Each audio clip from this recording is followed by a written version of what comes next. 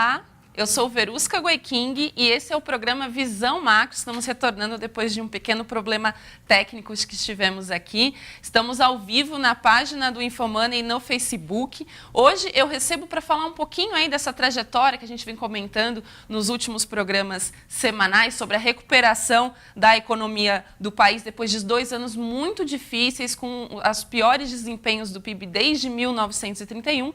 Hoje eu recebo o economista da Serasa Experian, Luiz Rabi. Tudo bom, Luiz? Tudo bom? Tudo ótimo.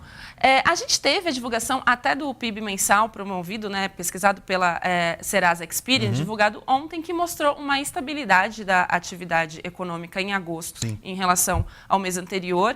E o Banco Central divulgou hoje também o IBCBR, que é tido como uma prévia, embora eles não tenham andado muito paralelamente, nos últimos tempos, mas uma queda de 0,38% na atividade econômica brasileira em agosto em relação ao mês anterior. Dá para dizer que a gente está colocando um pouco aí o pé no freio, dando uma pausa nessa onda de recuperação econômica que vinha mostrando? sim. O que esses dois números mostraram, praticamente a mesma leitura, ou seja, em agosto houve uma interrupção na trajetória de crescimento econômico, ou seja, tanto o nosso dado quanto do Banco Central mostra que em agosto a economia não cresceu, Na comparação com o ano anterior, com o ano passado, agosto com agosto, as leituras foram muito próximas, 1,5% de crescimento. É claro que agosto do ano passado a base estava muito baixa, o país estava afundando na recessão ainda, mas o fato é que, na comparação com julho, feito aí os ajustes sazonais, houve uma estagnação ou até mesmo uma pequena queda, como mostrou aí o Banco Central, da economia brasileira em agosto. Mas isso, assim, não dá para falar que é uma mudança de tendência ou que é uma... não, agora a economia parou de vez de crescer, não. Na verdade é o seguinte, o país está numa trajetória de recuperação de crescimento econômico, só que essa trajetória não é linear, não é homogênea, não é pelo fato de você estar numa tendência de crescimento econômico que você vai ter crescimento econômico todos os meses. E agosto, já era esperado, então, essa oscilação veja, sim, ao longo dos meses. Essa oscilação é natural, ou seja, mesmo países que crescem de forma mais contínua, não tem crescimento econômico em todos os meses, em todos os 12 meses do ano. O importante é que alguns dados preliminares de setembro já mostram já uma leitura mais positiva. Por exemplo, nós temos uma estatística de varejo e nós tivemos um crescimento de 1% no movimento dos consumidores nas lojas, ou seja, das vendas do varejo, em setembro. Na comparação mensal. Com agosto. Um crescimento melhor do que o desempenho do mês de agosto, que foi um crescimento um pouco menor na atividade varejista. Então, mostra que setembro, pelo menos do ponto de vista de consumo, tem um dinamismo um pouco mais acentuado do que foi o mês de agosto. Outro dado importante também, isso não é nem de setembro, é de outubro já. Dia das Crianças, venda do Dia das Crianças. Nós também temos uma pesquisa que mede a atividade varejista nas datas comemorativas, nas principais datas, Dia das Mães, Dia dos Pais, Dia das Crianças e tal. Esse ano cresceu 2,9% em relação ao ano passado. Foi o terceiro, foi o melhor Dia das Crianças dos últimos 3 anos. 2014, 2015 e 2016. 2014 teve um crescimento menor do que 2%, 2015 e 2016 quedas, de praticamente 4% e depois 8,5%, quase 9% no ano passado, e agora 2,9% de aumento no fluxo dos consumidores nas lojas durante o Dia das Crianças. E isso já é um dado de outubro.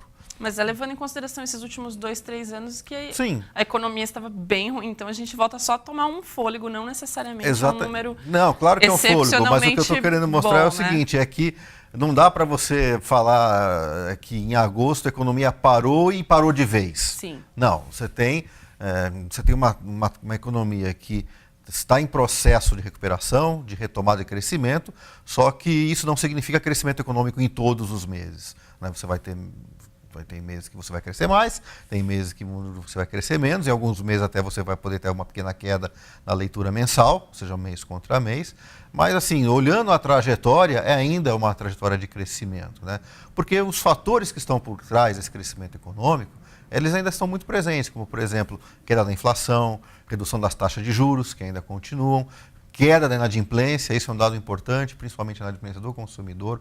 Os dados da inadimplência têm mostrado que o consumidor está, de fato, conseguindo tirar um pouco aí, as dívidas em atraso, conseguindo recuperar o seu crédito.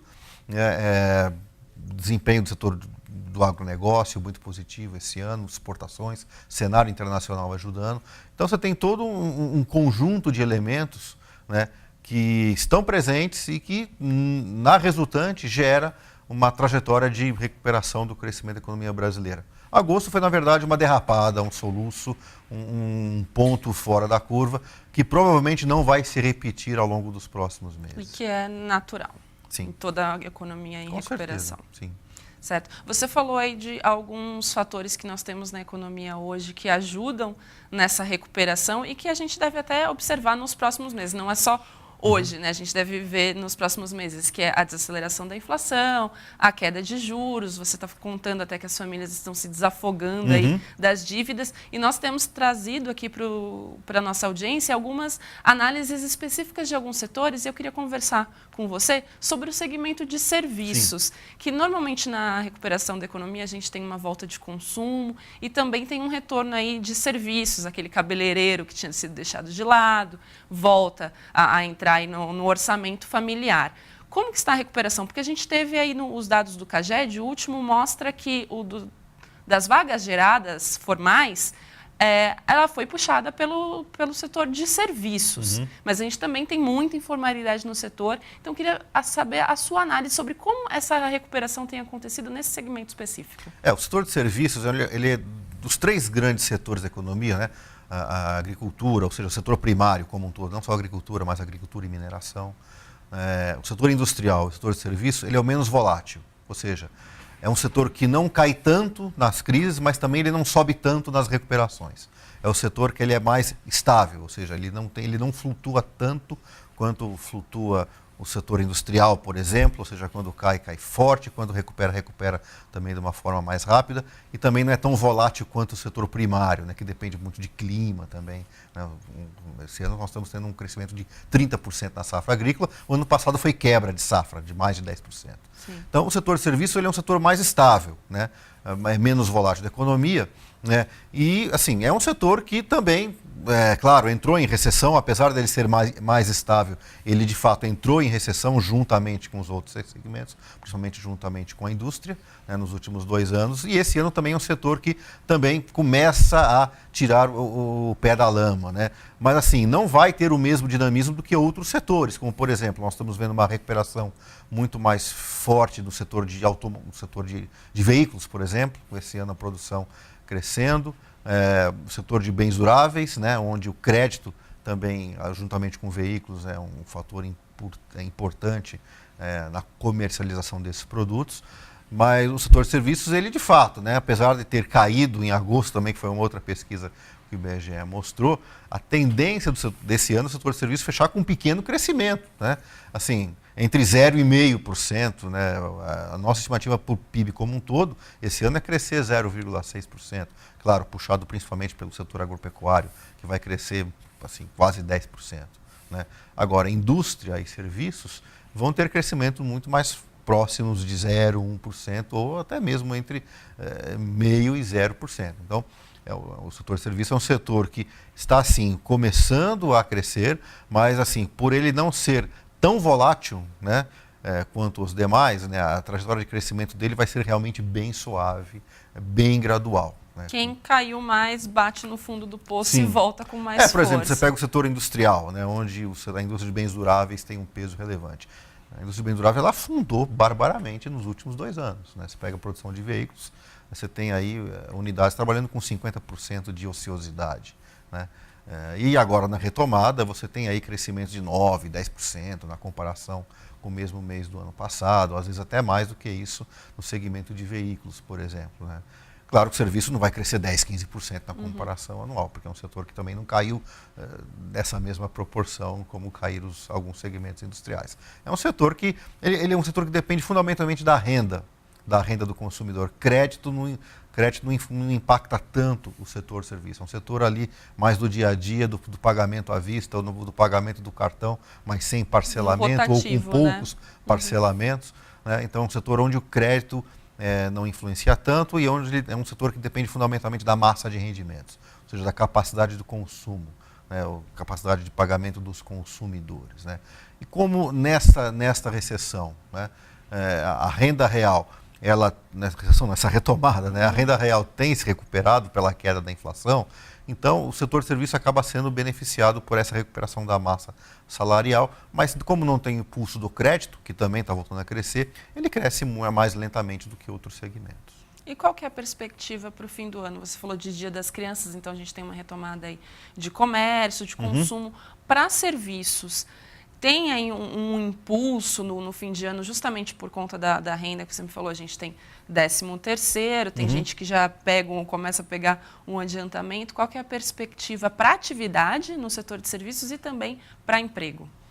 Veja, o setor de serviços, como eu falei, ele é o menos volátil. Então, o Natal também não é algo que impacta tanto.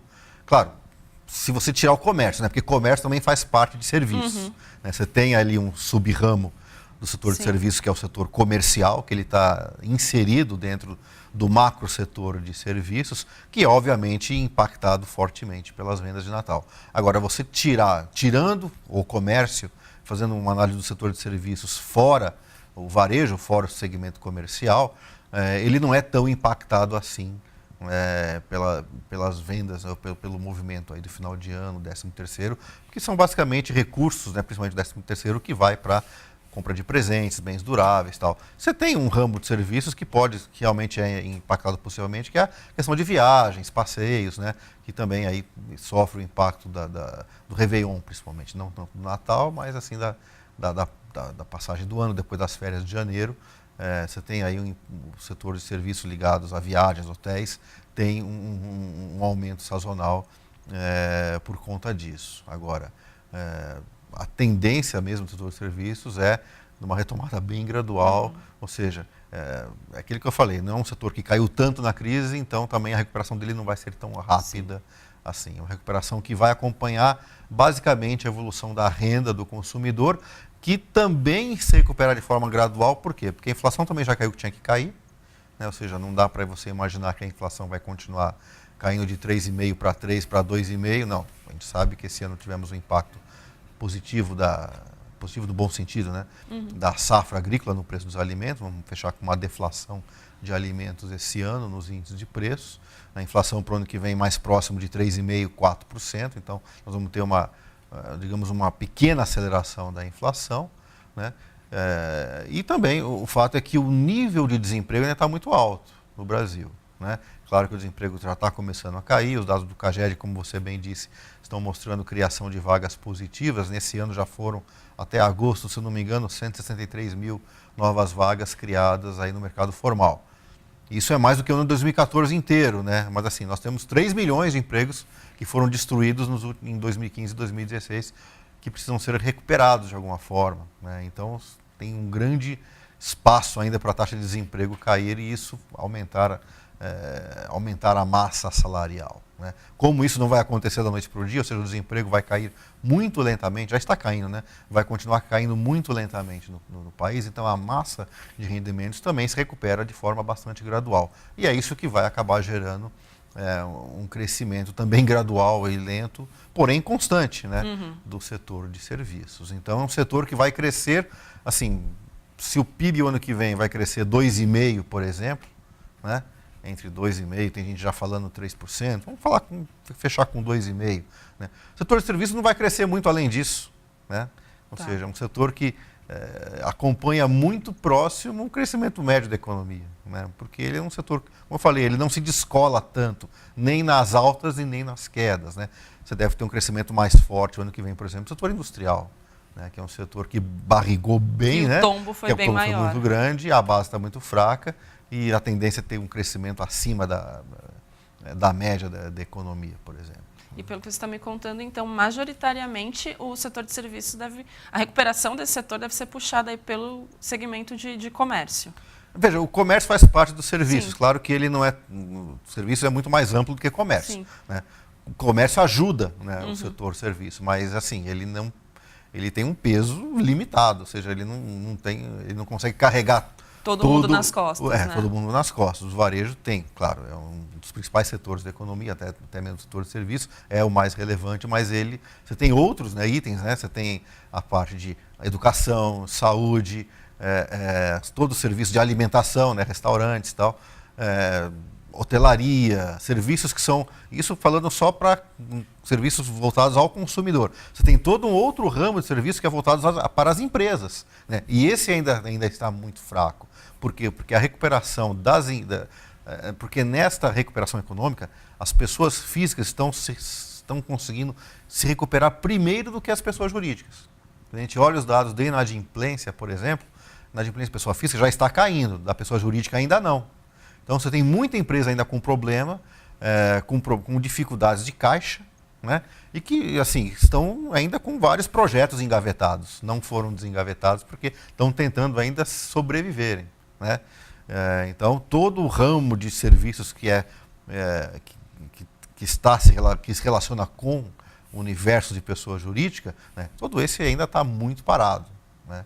E isso tem um peso relevante dentro do setor de serviços como um todo. Então, serviços prestados à pessoa jurídica realmente ainda numa situação muito difícil, né? Pessoa física, não, já a recuperação da renda já garante aí um certo Essa desaceleração da certo inflação dinamismo. já deu um alívio. Agora, nos serviços prestados às empresas, pelo fato das empresas ainda estarem numa situação financeira muito ruim, né, recorde de inadimplência, ainda estamos aí com 5 milhões mais ou menos de empresas inadimplentes no Brasil, né?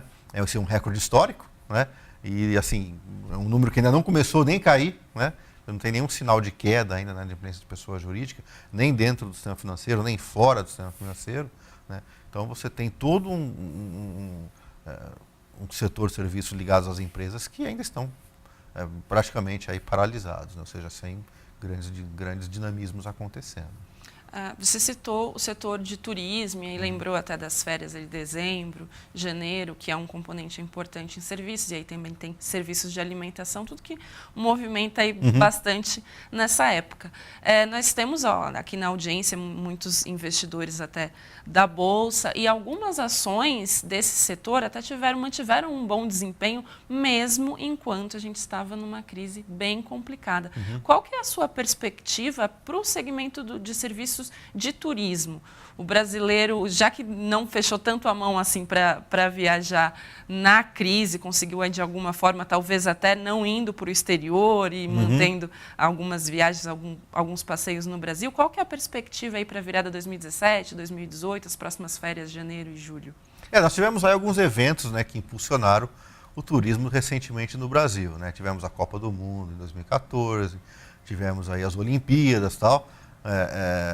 Claro que assim, foram questões pontuais que esses eventos geraram investimentos, né, no ramo todo o ramo ligado ao turismo, hotelaria, alimentação, transporte, infraestrutura, né, assim, que não vão se repetir mais, né?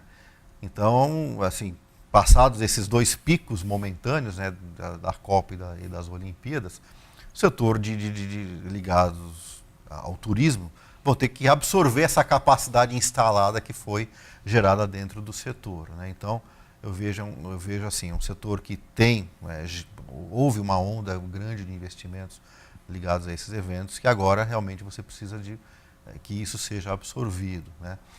O problema é que o Brasil,